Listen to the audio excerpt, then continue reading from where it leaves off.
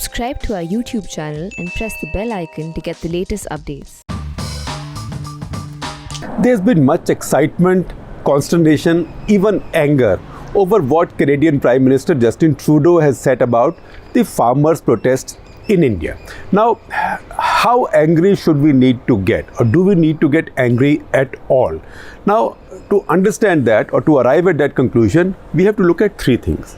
One, what exactly is Trudeau saying and what exactly are his party people saying?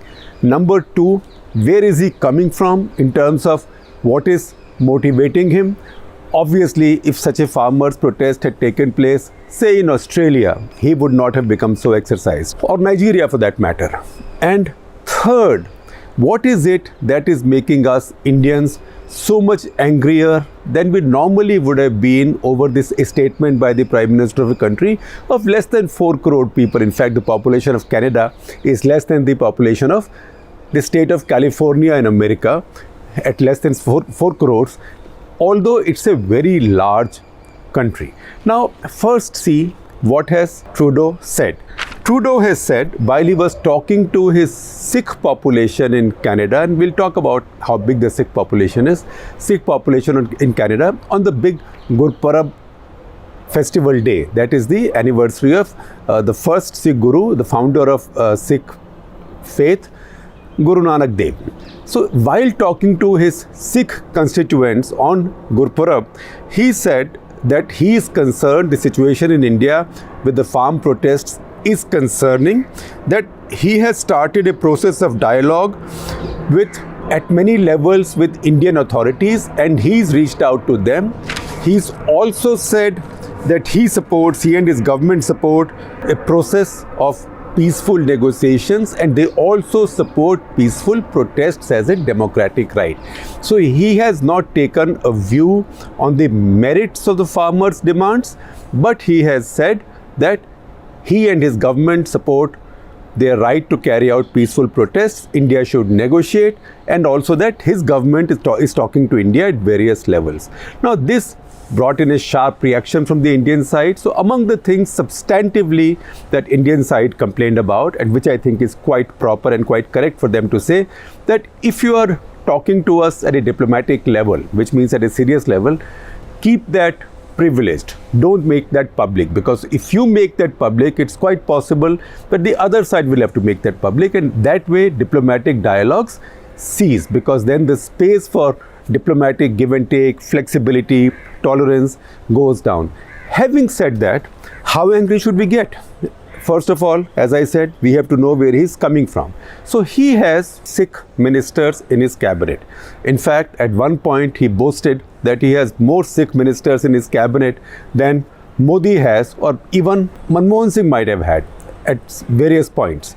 Of the Sikh ministers, the most important, also the one holding the most important portfolio, and somebody who always rubs his finger in India's eye and who's not particularly popular in India. In fact, when Justin Trudeau came to India the last time, this minister had come ahead, and Amrinder Singh, Captain Amrinder Singh, the Punjab Chief Minister, had refused to even go and meet him, because this minister was seen to be an old supporter of Sikh radicals. I don't use the K word, but the Sikh radicals. He is Minister Harjit Singh Sajjan, who's the Minister of Defense no less, in Canada. So before Trudeau's statement, Harjit Sajjan had already tweeted, because he wasn't going to be found wanting on this, because a lot of his voters and constituents have families in the Punjab, in India. So he had tweeted that these are peaceful protests, nobody should use brutal methods with them. He used the term brutality, and he also did his own count and said millions of farmers are marching on Delhi. It is a lot of farmers, but a few thousands, so maybe a few tens of thousands, not millions, but the numbers always lie in the eye of the beholder. In Mrs. Gandhi's times during the emergency, people used to say that her people count the crowds by counting the limbs and multiplying by 4. In this case, even if you count the limbs and multiply by 4, it will not come to millions, but he's a politician. He said millions are marching on Delhi and government of India is brutalizing them, which should not. So that was more provocative, but Harjit Sajjan is a usual suspect. He says anything about India and that raises eyebrows in India. That's a well-known thing. So Trudeau's statement came after Harjit Sajjan. Now, while they were speaking, we saw a somewhat similar statement also from Canadian Conservatives. So Michael O'Toole from the Conservative side said that we are watching this situation, we support peaceful protest, etc. Again, because Sikhs are a vote bank, but his statement wasn't offensive. And also, he's not sitting in a position of authority. He's a politician in the opposition.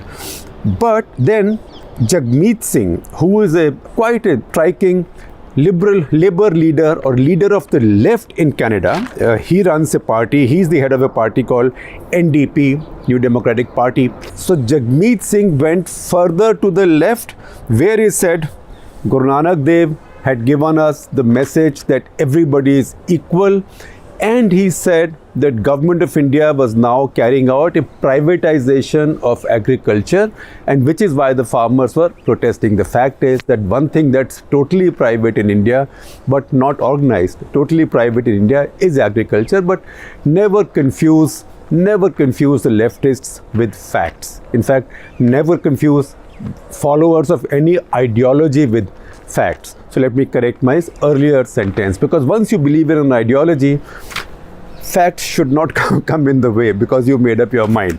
So he said this, and again somebody from his party called Jack Harris, he started a Twitter campaign against quote unquote violent repression of protesting farmers in India.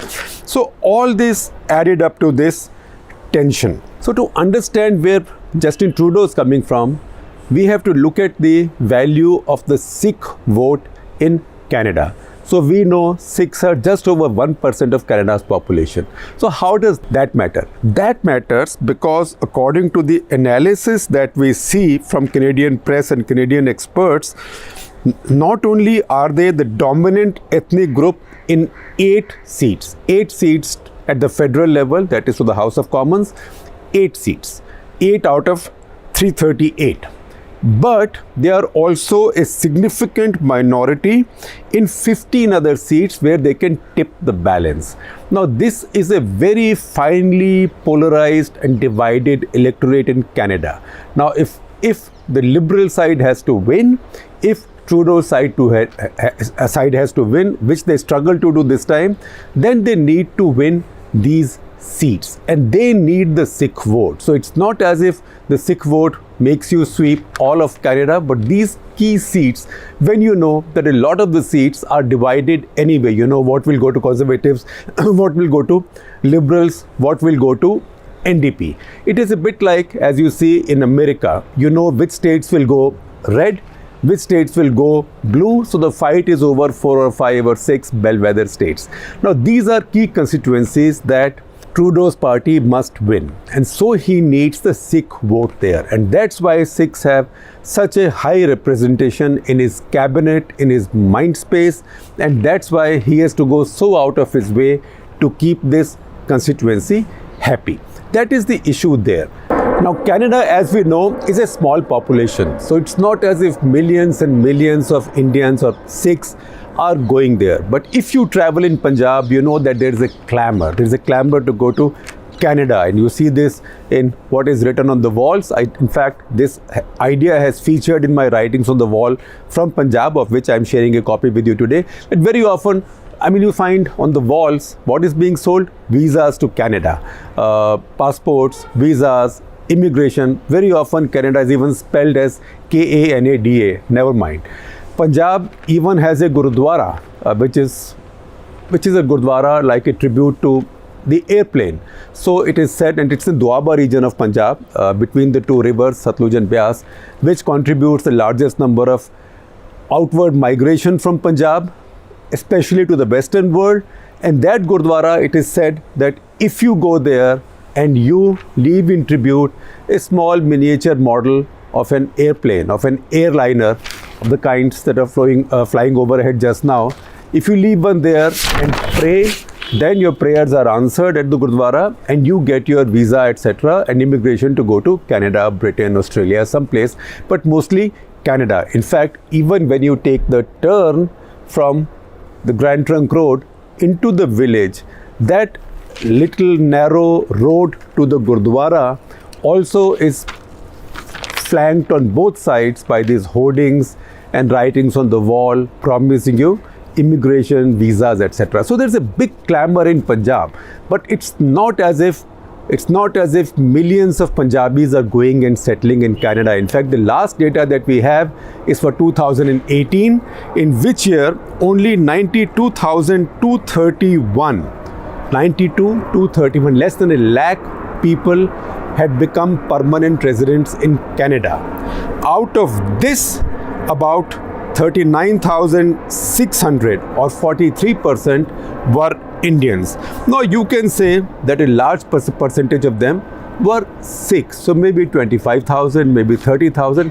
That was all in that year. There have been years of larger migrations in the past, but it's not as if Punjab is emptying out and everybody is settling down in Canada. Yet, this is, as we told you, because of the demographics and because of where they are located, because these communities tend to live together in townships or in areas which they prefer, or where the Gurdwaras are and where their community is. They become a very powerful, influential vote bank, particularly for the Liberal Party. So this is where Trudeau is coming from, because he needs these chunks of votes in these constituencies or ridings as they are called in Canada, for him to be able to have power in a finely divided electorate. This is very crucial for him. He can't let go of it. So that is vote bank politics that drives him. Now, what is it that makes us much angrier in India?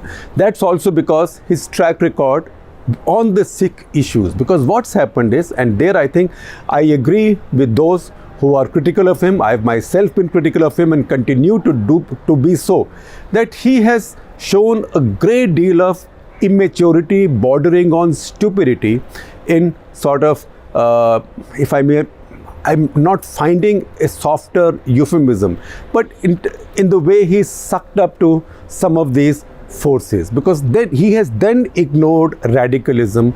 I know there is no separatist movement in Canada, running out of Canada. A lot of it is just noise, but he has to remember India's sensitivities also.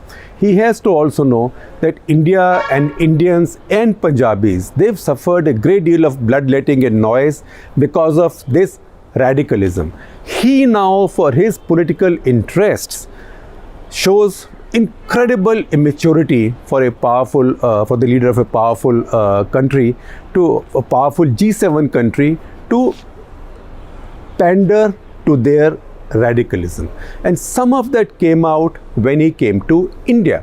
When he came to India, it was revealed that his delegation had somebody called Jaspal Atwal, who had been invited for 2 receptions during his visit.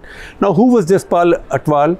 Jaspal Atwal is a Canadian Sikh who was convicted for attempting to murder a minister from our Punjab, Malkiyat Singh Sidhu, in 1986, because at that point, anybody who was a minister sworn in on the Indian constitution and working under the Indian flag was seen to be an enemy of the radicals or separatists. So there was an attempt on his life. Malkiyat Singh Sidhu survived that attempt, but this gentleman, Jaspal Atwal, was among those convicted for carrying out that assassination attempt.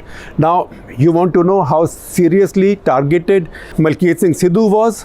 So he was living on borrowed time.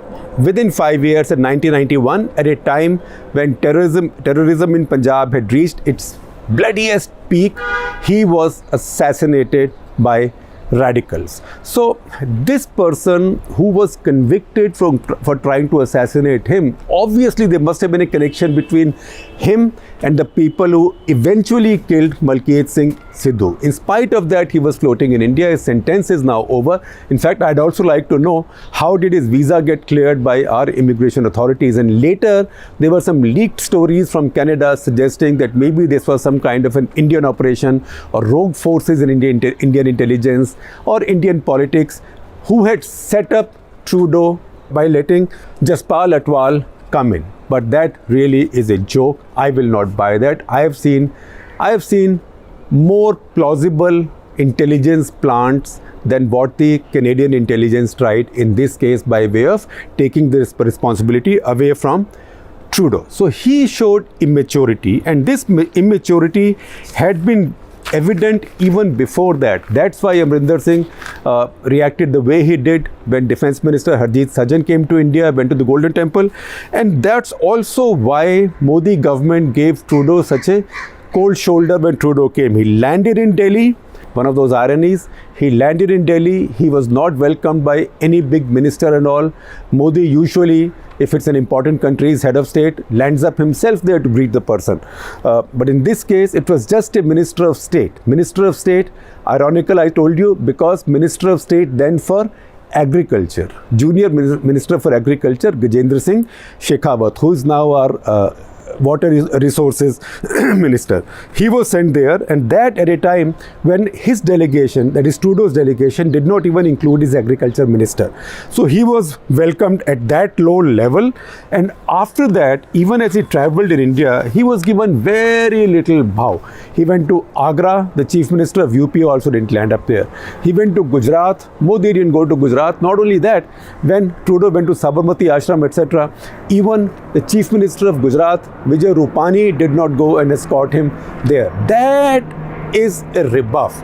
And under the Modi government, that's a double rebuff, because Modi government usually really is very effusive dealing with these dignitaries who come from overseas. In fact, many of them, before Trudeau and after Trudeau, Modi has himself escorted to Gujarat, Donald Trump being the latest. But Trudeau wasn't given this. At the same time, when Trudeau got to the business end of his visit and a joint declaration was signed, that joint declaration named some of these Sikh radical organizations as terrorists and as threats to both countries. These included Babbar Khalsa International, BKI, and also International Sikh Youth Federation, ISYF. That is the organization that was banned in Canada in 2003 and declared a terrorist organization.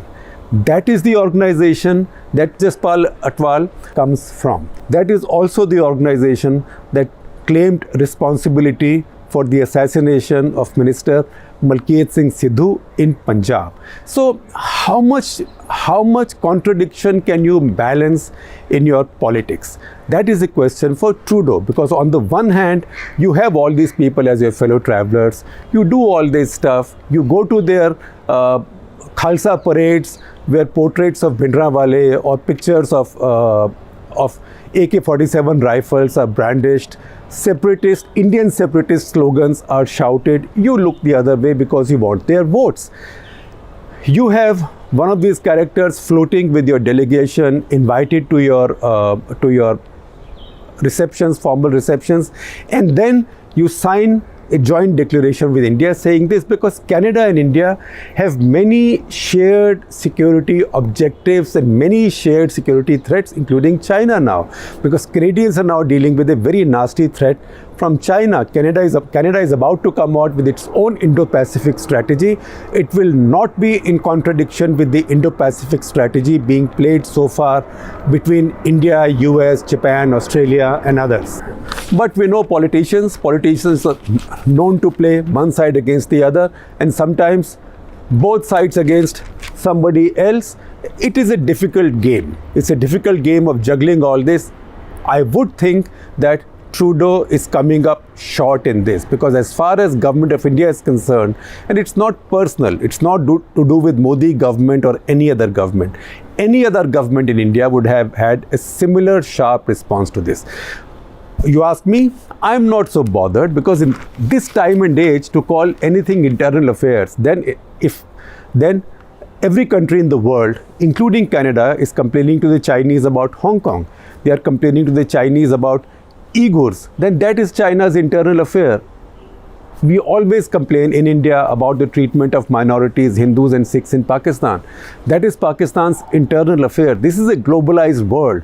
Nothing remains internal in the manner it used to be in the past. So we should not be surly or peevish or just irritable over a foreign country speaking about our country. Because if a foreign country says a good thing about our country or our leader, we are very happy. So that is not the issue.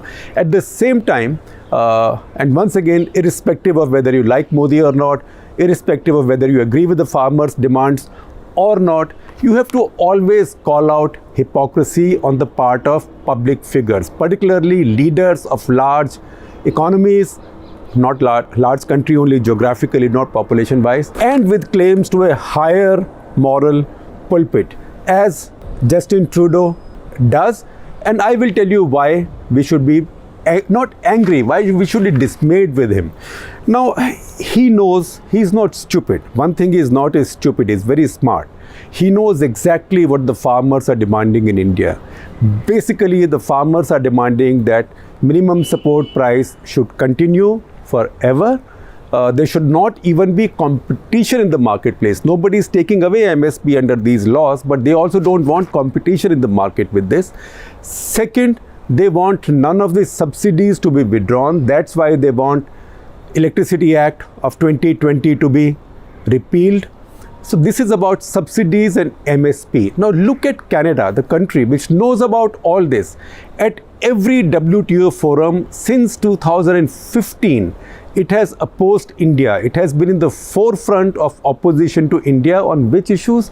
On agricultural subsidies and on minimum support price. Now, I can reel out a list of Canada's objections over time, but I will not do that.